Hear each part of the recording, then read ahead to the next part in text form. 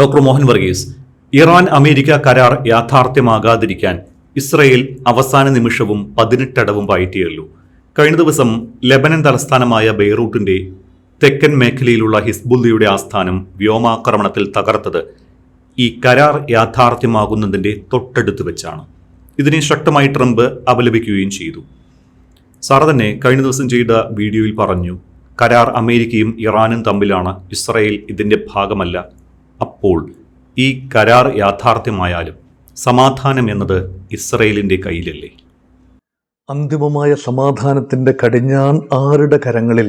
അതാണല്ലോ ചോദ്യം. അത് ഇസ്രയേലിന്റെ കരങ്ങളിലാവുമോ എന്നത് വ്യംഗ്യമായി നമുക്ക് ചോദിച്ചു വയ്ക്കാം. ഇപ്പോൾ 18 അടവും പയറ്റി ഈ കരാറിൽ എത്തിച്ചേരാതിരിക്കാൻ ഇസ്രയേലിന്റെ ഭാഗത്ത് നിന്ന് എല്ലാ സമ്മർദ്ദങ്ങളും ഉണ്ടായി. അമേരിക്കൻ പ്രസിഡന്റ് ട്രംപിന്റെ മേലാണ് സമ്മർദ്ദം പ്രധാനമായി ഉണ്ടായത്. ഇസ്രായേലിന് ചെയ്യാനാവുന്ന ആക്രമണങ്ങളെല്ലാം തന്നെ ഇറാനെതിരെയും ഹിസ്ബുള്ളയ്ക്കെതിരെയും ചെയ്തു. അപ്പോൾ അവസാനം ഏതാണ്ട് കരാറിനോട് അടുക്കുന്നു എന്ന രീതിയിൽ അമേരിക്കൻ പ്രസിഡന്റ് സംസാരിച്ചു തുടങ്ങിയപ്പോൾ ഇസ്രായേലിന്റെ പ്രധാനമന്ത്രി ബെഞ്ചമിൻ നെതന്യാഹുവിനോട് വ്യക്തമായി പറഞ്ഞു, mister Benjamin Netanyahu, you have to exercise restraint, സംയമനം പാലിക്കണം, പഠിക്കൽ കൊണ്ട് കാലമുടയ്ക്കുന്ന രീതിയിൽ കാര്യങ്ങൾ നീക്കരുത്. ഇറാൻ വല്ലാതെ പ്രകോപിതമാകും. എന്തുകൊണ്ട്? ഹിസ്ബുള്ളയ്ക്ക് നേരെ നിരന്തരം ആക്രമണം നടന്നാൽ. പക്ഷേ ഇതെല്ലാം ഒരു ചെവി കൊണ്ട് കേട്ട് മറ്റേ ചെവിയിലൂടെ അത് പുറത്ത് കളയുകയാണ്. അതാണ് ട്രംപ് നെതന്യാഹുവിനെ തലങ്ങും വിലങ്ങും തെറി വിളിച്ചത്. അതിനുശേഷവും വളരെ രൂക്ഷമായ വാദപ്രതിവാദങ്ങൾ ട്രംപും നെതന്യാഹുവും കൂടെ നടന്നത് കഴിഞ്ഞ ആഴ്ചയാണ്. പക്ഷേ ഈ കഴിഞ്ഞ ദിവസം പോലും കരാർ ഏതാണ്ട് ആയിക്കഴിഞ്ഞു എന്ന അവസാന 11 മണിക്കൂർ നേരം, ആ സമയത്ത് ലെബനന്റെ തലസ്ഥാനമായ ബെയ്റൂട്ടിന്റെ തെക്കൻ പ്രദേശങ്ങളിൽ ഇസ്രയേൽ ഹിസ്ബുള്ള കേന്ദ്രങ്ങളിൽ ബോംബ് കൊണ്ടിട്ടു. ഇതിനർത്ഥം എന്താ? ഈ 18 അടവും കഴിഞ്ഞ് ഇനി അതൊന്നും നടക്കുന്നില്ല, കരാർ വരും എങ്കിൽ പിന്നെ പൂഴിക്കടകൻ എന്ന 19ാമത്തെ അടവ് തന്നെ എടുക്കുക. ഇതായിരുന്നു ഇസ്രയേൽ ചെയ്തത്. പക്ഷേ അതിൽ ഡൊണാൾഡ് ട്രംപ് സംയമനം പാലിച്ചു.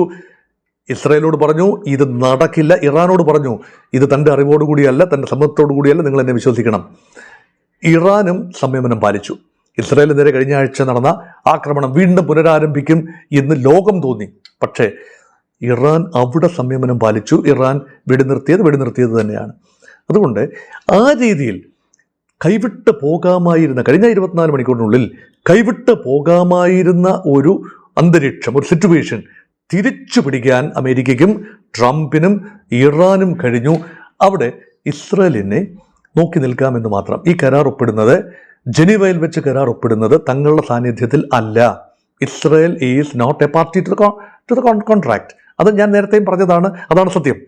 അപ്പം ഇസ്രയേലിനെ ഒഴിവാക്കി എങ്ങനെ ഒരു സമാധാന കരാർ മുന്നോട്ട് കൊണ്ടുപോകാനാവും? അത് ഇപ്പോഴും വലിയ പ്രഹേളിക തന്നെയാണ്. അവിടെയാണ് ഗ്യാരൻറ്റീസ്. അമേരിക്കയാണല്ലോ ഇപ്പം ഇവിടെ ഒരു ട്രഡീഷണൽ, ഞാനൊരു ഇൻ്റർനാഷണൽ റിലേഷൻസിലെ ഒരു തിയറി പറയുകയാണ്. ഒരു ഇൻ്റർനാഷണൽ പോളിറ്റിക്സിൽ രണ്ട് രാജ്യങ്ങൾ തമ്മിൽ, ഇറാൻ വേഴ്സസ് ഇസ്രായേൽ, ഒരു ബാലൻസ് വരികയാണെങ്കിൽ ആ ബാലൻസ് ഹോൾഡ് ചെയ്യുന്നയാളിനെയാണ് ബാലൻസർ എന്ന് പറയുന്നത്. അത് അമേരിക്ക ആകുമെങ്കിൽ നന്ന് എന്ന് പറഞ്ഞാൽ, നമ്മൾ കാണുന്ന അമേരിക്ക ഇസ്രായേൽ പക്ഷത്ത് നിൽക്കുന്ന അമേരിക്കയല്ലേ? അങ്ങനെയല്ല. അമേരിക്ക നിഷ്പക്ഷമായി പെരുമാറിയാൽ, ഇറാനെ ശത്രുവായി കാണാതെ, തങ്ങളുമായി കരാർ ഒപ്പിട്ട രാജ്യമാണ് ഇറാൻ എന്ന ബഹുമാനത്തോടെ, തങ്ങളുമായി എക്കാലത്തും സൗഹൃദമുള്ള രാജ്യമാണ് ഇസ്രായേൽ, ഈ രണ്ട് രാജ്യങ്ങളോടും സൗഹൃദം നിലനിർത്തിക്കൊണ്ട് തന്നെ പരിപൂർണ നിഷ്പക്ഷത അമേരിക്ക അവിടെ പ്രയോഗിക്കുകയാണെങ്കിൽ ഇസ്രായേലിനെ കൺട്രോൾ ചെയ്യാൻ നിഷ്പ്രയാസം കഴിയും. ഇറാനിൽ നിന്ന് കൂടുതൽ പ്രകോപനങ്ങൾ ഉണ്ടാക്കാൻ നോക്കാനും കഴിയും. ഗൾഫ് രാജ്യങ്ങളെ കോൺഫിഡൻസിൽ എടുക്കാനും കഴിയും. അമേരിക്കയുടെ സാന്നിധ്യം ഒരു രീതിയിലല്ല മറ്റൊരു രീതിയിൽ അവിടെ ഉറപ്പാക്കാൻ അവിടെ കഴിയുകയും ചെയ്യും. അല്ല എങ്കിൽ അമേരിക്ക ഒരു പക്ഷത്തേക്ക്, ഈ കരാർ ഒപ്പിട്ടതിന് ശേഷവും അമേരിക്ക ഒരു പക്ഷത്തേക്ക് ചായുന്നു എന്ന് ഇറാന് തോന്നിയാൽ ഈ കരാർ വളരെ ഫ്രജൈലായിരിക്കും. Iran will be highly frustrated. അവിടുത്തെ പബ്ലിക് മൂഡ് അമേരിക്കയ്ക്കും ഗൾഫ് മേഖലയ്ക്കും എതിരാവും. വളരെ സൈലൻ്റായി വീണ്ടും ആണവ പദ്ധതിയിലേക്ക് തിരിയും. അല്ലെങ്കിൽ ഇസ്രായേലിനെ എങ്ങനെ നശിപ്പിക്കാം എന്ന ചിന്തയിലേക്ക് നീങ്ങും. അത് ആരോഗ്യപരമല്ല. അതുകൊണ്ട് ചെയ്യാവുന്ന ഏറ്റവും ബുദ്ധിപരമായ സമീപനം എന്ന് പറയുന്നത്, America should avoid complete political exposure. അല്ല, പൊളിറ്റിക്സ് അല്ല അവിടെ വേണ്ടത്. അവിടെ ഈ ഇക്കണോമിക്സ് ആണ് വേണ്ടത്. അമേരിക്കയ്ക്ക് ലാഭം ഉണ്ടാകുന്നതിൽ ഉണ്ടാകട്ടെ, അമേരിക്കയ്ക്ക് എവിടെയും കച്ചവടക്കണ്ണാണല്ലോ ഉള്ളത്. ഇപ്പം ഗൾഫ് മേഖല അമേരിക്കൻ ടെക്നോളജി കൊണ്ടുവരാനുള്ള, ഇനി ഇറാനിലേക്ക് തന്നെ അമേരിക്കൻ ടെക്നോളജി എത്തുമെങ്കിൽ, ഇറാൻ സൗഹൃദ രാജ്യമായി മാറുകയാണെങ്കിൽ അമേരിക്കൻ കമ്പനികൾ കോപ്പറേറ്റ് ചെയ്യാൻ വൻപൻ വിപണി തുറന്നു കിട്ടുകയാണ്. ഇപ്പം വെനിസ്വേലയിൽ അഡോപ്റ്റ് ചെയ്ത ഒരു പോളിസിയാണ്, അത് പിടിച്ചെടുത്തു. അവിടെ പാവ ഭരണകൂടത്തെ സൃഷ്ടിച്ചു, അത് നിയന്ത്രിക്കുന്നു. അവിടുത്തെ എണ്ണയുടെ വിപണനം അമേരിക്കയിലൂടെ നടത്തുന്നു. കരാറുകൾ ഉൾപ്പെടെ അമേരിക്ക എത്തിച്ചേരുന്നു. ഇന്ത്യയിൽ ഉൾപ്പെടെ അമേരിക്കൻ പ്രസിഡന്റ് വന്നെന്താണ്, അമേരിക്കൻ സെക്രട്ടറി ഓഫ് സ്റ്റേറ്റ് വന്നെന്താണ് പറഞ്ഞത്?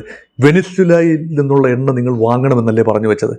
ആ രീതിയിൽ പറ്റില്ല. ഇറാനെ നേരിട്ട് നിയന്ത്രിക്കാൻ അമേരിക്കയ്ക്ക് പറ്റില്ല. കാരണം ഇറാനിൽ അമേരിക്ക ആഗ്രഹിച്ചതുപോലെയുള്ള ഒരു റെജീം ചേഞ്ച്, അതായത് ഭരണമാറ്റം സാധ്യമായില്ല. അക്കണക്കിൽ അമേരിക്കയുടെ സ്കീം പരാജയപ്പെട്ടു എന്ന് തന്നെ ആ വാക്ക് തന്നെ ഉപയോഗിക്കുന്നു. അമേരിക്കൻ സ്കീം പരാജയപ്പെട്ടു. അതുകൊണ്ടാണ് അമേരിക്ക ആഗ്രഹിച്ചതുപോലെ ഇറാനിൽ ഭരണമാറ്റം നടന്നില്ലല്ലോ. അമേരിക്ക പുറത്താക്കും എന്ന് പറഞ്ഞിരുന്ന ഭരണകൂടവുമായിട്ടാണ് നെഗോഷിയേറ്റ് ചെയ്ത് കരാറിൽ ഒപ്പിടുന്നത് എന്ന് ഓർക്കണം. അതുകൊണ്ട് അത് ബഹുമാനിച്ചെങ്കിലേ പറ്റൂ. അത് ഒരു ന്യൂ നോർമലായി വരികയാണ്. ഇറാനെ പൂർണ്ണമായി പരാജയപ്പെടുത്താൻ ആവില്ല. അത് അമേരിക്ക എന്നല്ല, ഒരു രാജ്യത്തിനും പരാജയപ്പെടുത്താനാവില്ല. അത്രയ്ക്ക് വലിപ്പമുണ്ട് ഇറാന്, അത്രയ്ക്കുള്ള വൈവിധ്യമുണ്ട് ഇറാൻ, അത്രയ്ക്കുള്ള റെസിലിയൻസ് ഉണ്ട് ഇറാന്. ഇതൊക്കെ വസ്തുതകളായി നിൽക്കുന്നു. അതുകൊണ്ട് ഇസ്രയേലും ഇറാനും തമ്മിലുള്ള വൈരാഗ്യവും ചരിത്രപരമായ വിയോജിപ്പുകളും 1979 മുതലെങ്കിലുമുള്ള വിയോജിപ്പ്, കഴിഞ്ഞ 47 വർഷം അങ്ങോട്ടും ഇങ്ങോട്ടും നടത്തിയ പ്രസ്താവനകൾ ഇരു രാജ്യങ്ങളിലെയും ജനങ്ങളുടെ മനസ്സിൽ വളരെ ഫ്രഷായിട്ടുണ്ട്. അത് മാഞ്ഞു പോകാൻ സമയമെടുക്കും. അതുകൊണ്ട് എരുതിയിൽ എണ്ണ ഒഴിക്കുന്ന രീതിയിൽ ആരും പ്രവർത്തിക്കാതിരിക്കുകയും ഇസ്രയേലിനെ കടിഞ്ഞാണില്ലാതെ പ്രവർത്തിക്കാൻ അനുവദിക്കാതിരിക്കുകയും ചെയ്യാനുള്ള ഒരു നിയോഗം അമേരിക്കയിൽ വന്നു ചേർന്നിരിക്കുന്നു. അത് എത്രത്തോളം സമർത്ഥമായി അമേരിക്ക പ്രയോഗിക്കുമോ, ഇസ്രയേലിനെ റിസ്ട്രെയിൻ ചെയ്യാൻ അമേരിക്കയ്ക്ക് കഴിയുന്നിടത്തോളം കാലം ആ പ്രദേശത്ത് സമാധാനം ഉണ്ടാവും, ഉറപ്പാണ്. ഇപ്പം ഇറാൻ ഏകപക്ഷീയമായി ഇസ്രയേലിനെ ഇനി ഒരു കാരണവുമില്ലാതെ ആക്രമിച്ചാൽ ഈ പറയുന്നത് വൃഥാവിലാകും. അങ്ങനെ നമുക്ക് ചിന്തിക്കാനാവില്ലല്ലോ. ഇപ്പോൾ ആക്രമണം ഉണ്ടാകണമെങ്കിൽ ഒരു കാരണമുണ്ടാകണമല്ലോ. ഇറാൻ നേരെയുള്ള ഉപരോധം ഒരു കാരണമാണ്, ഇറാനിലേക്ക് നടക്കുന്ന ഒരു ആക്രമണം മറ്റൊരു കാരണമാണ്. ഇതൊന്നുമില്ലാതെ ഇസ്രയേല് ഈ സമാധാന പ്രക്രിയയെ ഡീറെയിൽ ചെയ്യാൻ അവസാന വട്ടം വരെ ശ്രമിച്ചു, പരാജയപ്പെട്ടു. ഇസ്രയേൽ പരാജയപ്പെട്ടു എന്നല്ല, ആ സമാധാന പ്രക്രിയ അട്ടിമറിക്കുന്നതിൽ പരാജയപ്പെട്ടു. അപ്പോൾ പിന്നെ പത്തി മടക്കി അടങ്ങി ഇരിക്കുക. ഇപ്പം ഹിസ്ബുള്ളയുടെ ഭാഗത്തു നിന്ന് പ്രകോപനം ഉണ്ടാകുന്നില്ല എന്ന് ഉറപ്പുവരുത്തേണ്ട ചുമതല അത് ഇറാൻ്റെ ചുമതലയാണ്. ഈ സമാധാനം മുന്നോട്ട് പോകണമെങ്കിൽ ഇറാനും ആവശ്യമുണ്ടല്ലോ സമാധാനം. എന്നും യുദ്ധം ചെയ്യാനാവുമോ? ഇറാൻ്റെ പ്രോക്സിയാണ് ഹിസ്ബുള്ളയ്ക്ക് ഒരു രീതിയിലും ഇസ്രായേലിന് നേരെ ആക്രമണം ഉണ്ടാവരുതെന്ന് കടുത്ത ശാസന ഇറാൻ പറഞ്ഞു കഴിഞ്ഞാൽ ഹിസ്ബുള്ള അത് കേൾക്കാതിരിക്കുമോ? ഹൂതികൾ അത് കേൾക്കാതിരിക്കുമോ? അപ്പോൾ ഹൂതികളെ, ഹിസ്ബുള്ളയെ, അതുപോലെ ഹമാസിന് അവശിഷ്ട ഹമാസ്, ഇതൊന്നും തന്നെ ഇസ്രായേൽ രാജ്യത്തിൻ്റെ നിലനിൽപ്പിന് ഭീഷണി ആകുന്നില്ല എന്ന ഉറപ്പ് വരുത്താനുള്ള നിയോഗം ഇറാനിൽ വന്നു ചേർന്നിരിക്കുന്നു. അപ്പോൾ രണ്ട് നിയോഗങ്ങളാണ്. ഒന്ന് അമേരിക്കയ്ക്ക് മേൽ ഇസ്രായേൽ നിയന്ത്രിക്കുന്ന നിയോഗം അമേരിക്കയ്ക്കും, പ്രോക്സികളെ നിയന്ത്രിക്കുന്ന നിയോഗം ഇറാനും വന്നു ചേർന്നിരിക്കുന്നതിനാൽ ഈ റോള് ഭംഗിയായി നിർവഹിച്ചാൽ തീർച്ചയായും ഇസ്രായേൽ എന്തെല്ലാം കുത്തിത്തിരിപ്പുകൾ നടത്തിയാലും സമാധാനം അവിടെ നിലനിൽക്കും. അതിനുള്ള ഇച്ഛാശക്തി ഉണ്ടോ എന്നത് മാത്രമാണ് ചോദ്യം. ഓക്കെ, എന്തായാലും വളരെയധികം നന്ദി ഡോക്ടർ മോഹൻ വർഗീസ്. കരാർ യാഥാർത്ഥ്യമാകും. എന്തായാലും ഇസ്രായേൽ ഇനി എന്തൊക്കെ ചെയ്യും, ഈ കരാർ യാഥാർത്ഥ്യമാകുമോ, ഈ 60 ദിവസത്തെ നീണ്ട കാലയളവിൽ എന്തൊക്കെ സംഭവിക്കുമെന്നതൊക്കെ കാത്തിരുന്ന് കാണുകയേ നമുക്ക് വഴിയുകയുള്ളൂ.